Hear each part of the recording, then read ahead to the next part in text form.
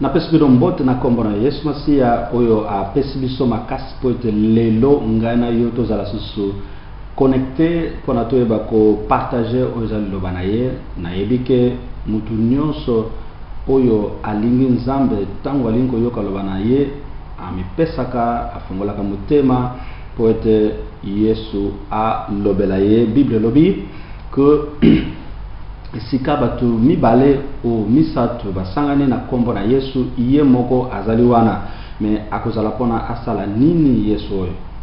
Soki Yesu azali na kati na bosangani ya bato mibale o misato ezali pona apesa solution ya ba situation oyo bato basanganeli sika wana.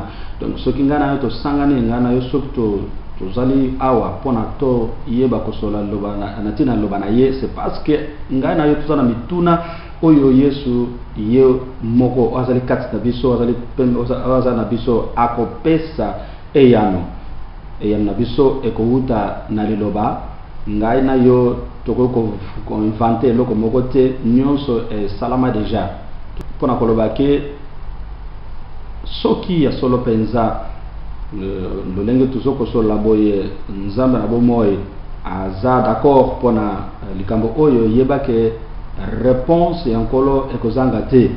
Lelo tozana esengo pona message o nzambe sepeli apesa biso pona ayebi tina oyo azopesa la biso yango.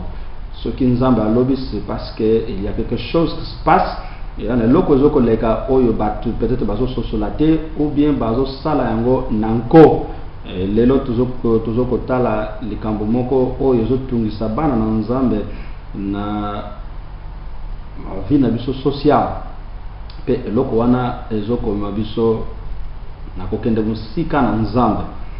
Oyebi ke makambo mususu eza masumu te me ezali makambo oyo me makabiso kokende musika na nzambe. Likambo mususu nakopesa ndakise libala eza kobala ezali lisumu te parce que ezali mabongisi na nzambe.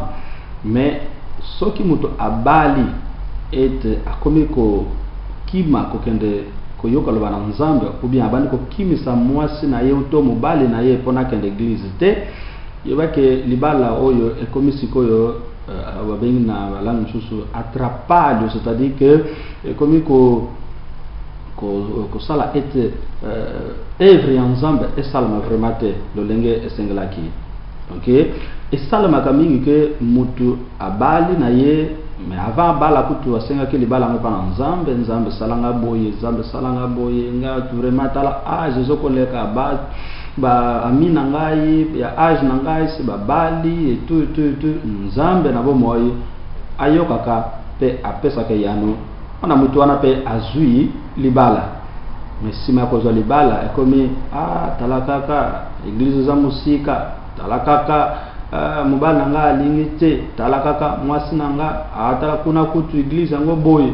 Donc libala ekomi sikoyo raison pona mutu akima na nzambe. Or que avant que libala ngo ezala makambo ngo pe ezala kinango. Mais mutu ngo azaki mutu okende église chaque dimanche na ba semaine azalaki mutu ba intercession azako participer na étude biblique. Mais à cause ya libala makambo nyonso ekomi ko zonga sima. Nzamba alingi te ke biso na oyo ya pesi biso ekoma raison pour atokima ye. Non, soki nzamba pamboli biso c'est-à-dire que tona raison ya monene pona to umela susu ko lukelonge na ye po te lipamboli to zui lelo yango te zali suka mutu akozala ke aluki libala azui libala mais nakati libala banat bongo bana bakoyande ni soki na nzela ko luka nzambe te. Oui okozwa pe bana mais po ete bana oyo bazala lipamboli pona vie na yo pona société esengeli ko encadrer bango na likambo nini. Soki yo obino ba progéniteur ba papa bozana susu na bolingo ya nzambe wana te oya yokaki libondo na bino tango bolukaki bana oyo. Donc tokosanaka mingi ke mutu oyo aluki bana na nzambe apamboli ye simande alingi suma kama nzambe te. o moyena ke l'église zate po ete bana te na erto ko lamuka pona basokola pona basala boye pona ba raison nyonso oyo ezali nango na tina te ekozala nango mpe lisumu te ke bana bazokompeshe yo mais ekosala ete communion na nzambe esila e soki communion ya mutu na nzambe esili mutu akomaka pamba donc mutu akomaka zero okomona ke maladi oyo eye evande na nzoto likambo wana eye evande na nzoto obana komituna me ngai tango nazalaki na nga mutu tango nazalaki nga moko nazalaki boye te nazobondela na nga nzambe azoko manifeste me uta kaka nazwa libala oyo uta kaka na sala boye ouais parce que yo oyokelaki nzambe te okanisaki ke lipamboli oyo nzambe apesaki yo ezalaki mpona kaka yo moko. Non, c'est la bénédiction de l'Éternel qui enrichit. Wana tozokotala sikoyo base ya message tozokotanga lelo o tozokopartager lelo tozali na livre ya Proverbe chapitre 10 verset 22. Proverbe 10 verset 22 balobi, c'est la bénédiction de l'Éternel qui enrichit et il ne la fait suivre d'aucun chagrin. Donc kaka lipamboli nzambe ekomisa mutu na bozui pe esalaka mutu pasi te.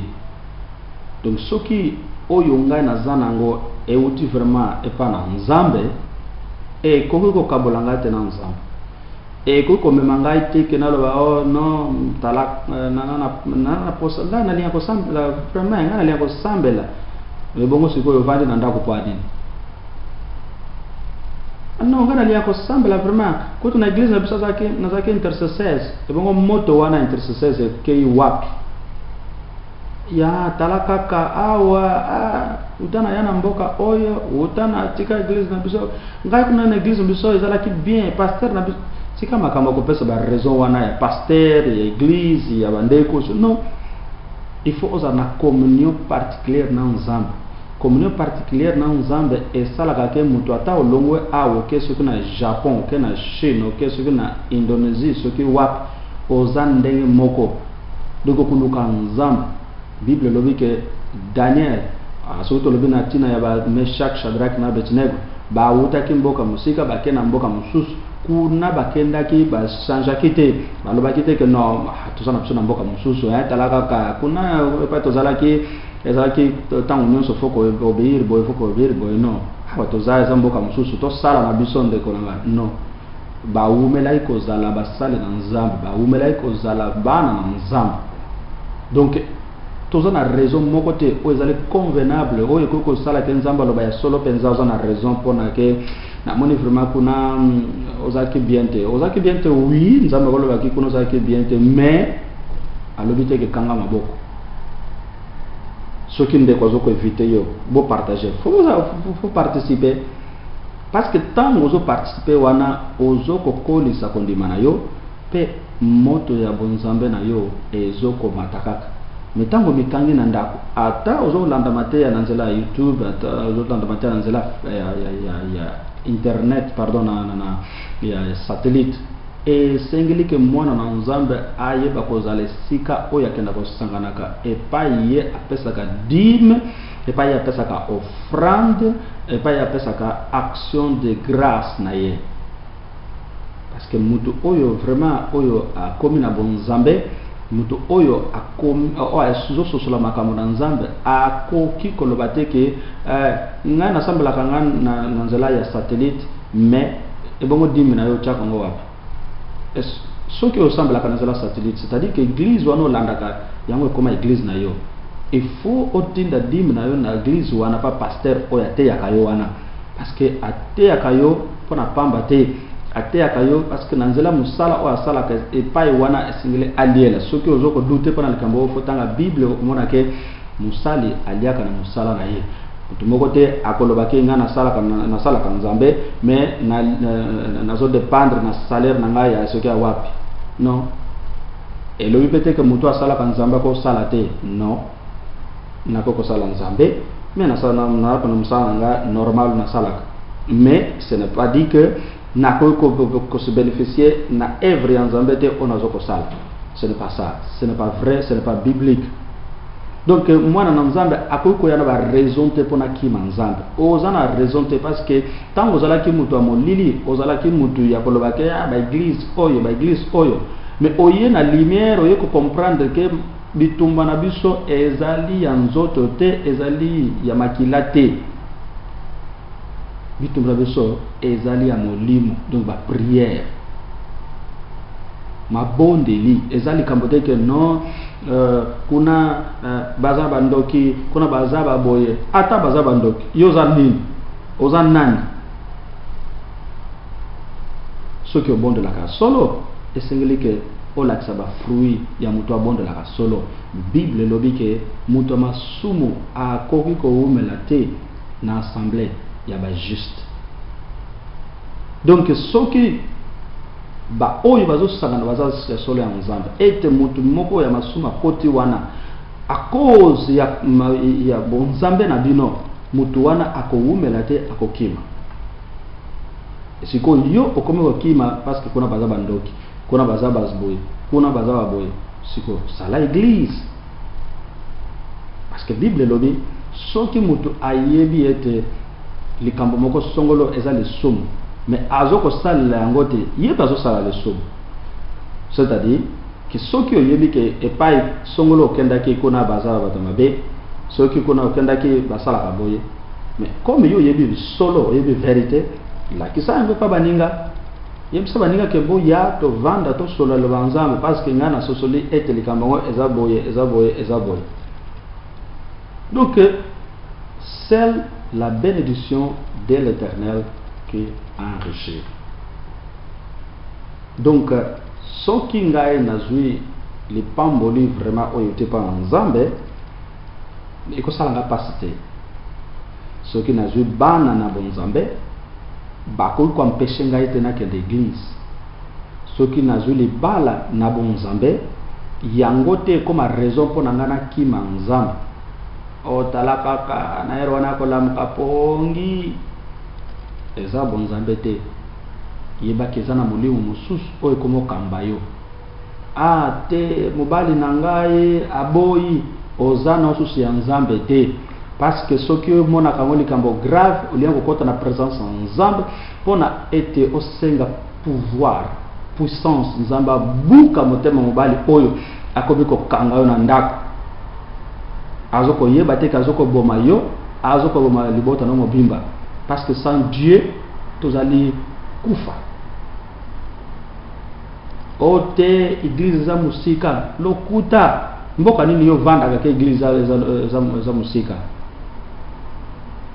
ndeko ngai tozoko kosa na ya mingi e nzambe na bolingo na texte oyo tozoko comprendre ke bamususu bazoko kosa na ke azane na communion na malamu na nzambe mais soko tali lolenge ni nazoko servir nzambe aservaka nesu nzambe te parce que yo lobi ke ngana zaki mutu choral tango nazalaki na sikatel esikoyo oza wapi ebiteke don wana ozwa ya koyembela nzambe ko kuvanda nonga boyite soki ovandi boye c'est-à-dire que yo moko zoboma don wana bapesa yo. Bible lobi ke nzambe avandi na kati ya adoration et louange. Iyo sikoyo obengami levite obengami moyembi sikoyo vandi no na ndako sikoyo nzambe akosepela nde nini oyo lobi ke non ngana zaki intercesseur o intercessor o soki intercesseur siko otika kwani soki vraiment za don onza ba bengela yo salaka yango ko sala ko ka yo mogoti singilo sala ko na baninga il faut o motiver baninga pour ba ko sala ka intercession là où il y a 2 ou 3 réunis à mon nom je suis au milieu d'eux. Donc et singili ko sangana na baninga komi kanga yo mogote comme mona te que non ceux qui yo moko zo bondela nde ça va nzambe ana posa baninga te ya lokuta ana eza ba enseignement ya lokuta parce que yesu soki ezalaka boye mbele ba église ezalaka te mutu na ndako na ye abondelaka lolenge na ya lingi mpe makambo nyonso sili. Mais non, nzambe ayebi ntina ya église. Nazoko evite yo okende na église oyo ezali pembeni na yo, oyo yo oyebi ke nzambe aza achango mpona yo pembeni wana. Lakisa bizaleli ya mwana na nzambe, longola milimo ya kobanga kati na yo. O kuna bakobilianga mwana, kuna bakobeta ngai, kuna bakosala nga boy, kuna ba non, c'est parce que bon nzambe a solo pene kati na yo mona na te. Parce que soki bon nzambe a solo ezali balobi ke contre Jacob likambo moko ya mabe ekokwela ete. Donc makambo ya kindoki contre mwana na nzambe eza na impact te, eza na influence te. Soki mwana na nzambe akomi ko passer ba situation boye, c'est-à-dire que il y a quelque chose oyo ezotambola te kati na bomoi na ye. Kende kotanga Bible zote koyebisa biso ke contre Jacob makambo ya kindoki eza na puissance te. Jacob eza nani? Ezali yo oyo nzambe apona, oyo nzambe alongola esika ozalaki na bozangi ya loba na ye, afongoli yo miso, atalisi yo bonzambe na ye, pe atomboli motema na yo na esengo obandi kolobaka ya solo penza. Seigneur, nasoki nakanisi esika nga nazalaki na esika naza lelo ezaka rezo ya kolobaki oza nzambe siko ovandi nosusu. Frère, sœur, na kombo na Yesu na ye kopesa yo oyo ezalaki conseil oyo nzambe apesi ngai mpona napesa yo. Etikali sikoyo ntango na yo mpona oyo bakotelema mpe otya message oyo na action. Soki molimo akobanga ezokoyela yo, yebake eza susu nzambe te aza kati na yo mpona apesa yo molimo wana, parce que Bible elobi ke bapesa biso molimo ya kobanga te. Molimo oyo tozwa eza ya autorité. Donc manifeste autorité ya bonzambe kati na yo po ete monguna ye moko akopakata mbangu, akokende, akotika yo mpe okoservir nzambe na kimia na kombo na Yesu. Oyo yango ezalaki message na biso. Soki olingi tokobondela sikoyo tosenga loboko na nzambe kati na bomoi na biso. Amen. Tobondeli nzambe. Merci Saint de gloire pour nous grâce osali biso. Toyekoli oyo ezalaki likambo tolotaki te, mais na bolingo na yo nzambe oyeko révéler biso yango, parce que nga nalobaka ke révélation ezali emoniselo eloko oyo yo oyebi nanu te, oyo oyebaki te. Donc oyo biso toyebaki te lelo toyebi yango. Otondisi biso na makasi, otondisi biso na capacité mpona toyeba kosalela yo. Tozalaki bato ya korekile, mais lelo tokomi bato ya koavancer, parce que tososoli ete soki toza na mabala oyo eutaki epa na yo, yango ekokabola biso na yo te. Parce que Bible ezoloba nini ekokabola nga na bolingo na nzambe. Donc nini sikoyo libala, bana, musala, nini eloko moko te. Yango nzambe na bomoi lelo tozwi décision ya koparticiper, ya kolakisa bonzambe na biso kati oyo eza kati na biso epai baoyo bayebi yango te mpe baza na yango te. Tokolakisa bango na makambo ya nzoto te, me na molimo po ete bitumba na biso ezali ya nzoto te, me ezali ya molimo. Bitumba na biso ezali mpona ete ntango tozokobondela yo ozokosala lolenge Paul et Silas bazalaki na prison, babetaki mutu te. Bible elobi ke baza kobondela, baza koyemba, mpe yo yaki koyano kopesa bango yano. Yaka kopesa yano na couple oyo ezokoswana, ba couple oyo ezali kimia, oyo bazoloba ke non nanga na kokende église te, mosusu azoloba nga na kokende. Donc nazokosenga ete nzambe na mawa, nzambe oyo atondisami na bolingo ayeba kokonsole mitema, mpe ayeba kofongola bango chance oyo po ete bayeba kozonga na bomoko epa na yo. Ozali nzambe mpe kotikala nzambe. Na pamboli bomoi ya ndeko mwasi oyo alobaki nga nalingi kozonga kosala nzambe. Na pamboli mpe mutu oyo alobi o Seigneur de gloire nazangaki koyeba liloba oyo lelo na yekoli kumisama sanjolama nzambe na bomoi lelo keno libela ozali nzambe mpe kotikala nzambe. Amen. Koloza lokumu zala connecté, zala na biso etango nyonso nzambe akopesa biso message tokozangisa te komema yango epa na yo na nzela ya YouTube oyo ya ministère palavra, fé e obras. O laxi ministère liloba kondima pe misala. Mutu moko te akoko za na kondima soki bate yete. Mutu moko te akoko laksa misala ya bonzambe soki kondima ezate. Donc sengeli ke toyeba nanu liloba na sima ko yeba liloba nzambe wanande tokuzwa kondima. Tangu tokoyeba kondima, tangu kondima ko vanda kasi na biso wanande tokoyeba ko tshalo bango en pratique. Tangu tokuchanga en pratique batu bakukama bakoloba solo pensa liloba oyo bongo laka liloba oyo ezali ya solo. Pambolama na kombo na Yesu. Bye bye.